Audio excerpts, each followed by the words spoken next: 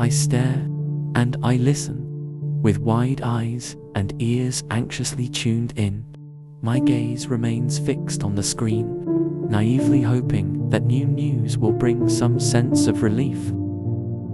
Yet the reality of the moment cannot be ignored for long. A grim tide of loss unfolds on screen, right in front of our eyes. Entire lifetimes reduced to numbers flashing across the TV.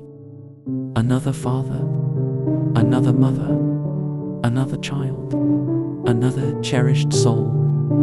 One by one, they slip away, gasping for breath, as the white phosphorus fills their lungs. They cross to the other side, countless lifetimes wiped from existence. Where does humanity go from here? Do we cling to the words of those who masquerade as peacekeepers? Do we rise up, a united people, ignorantly declaring once more, never again? As I stare at my screen, tears gather and fall, blurring the vision of death and destruction around me. Didn't we say never again? I whisper softly to myself, shaking my head in utter disbelief as the numbers continue to grow. I'm scared, friend. I fear we may never learn to evolve as a people. I fear for the world I'll leave behind. I fear we may never awaken to our shared humanity, willfully blind to the path of samsara that we follow. I stare at the screen and watch. One by one, they all fall. These selfish hands, they murder their neighbors in the name of self-defense. And for what?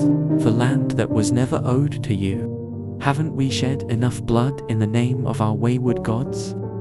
The land you murder for is tainted with the blood of your family.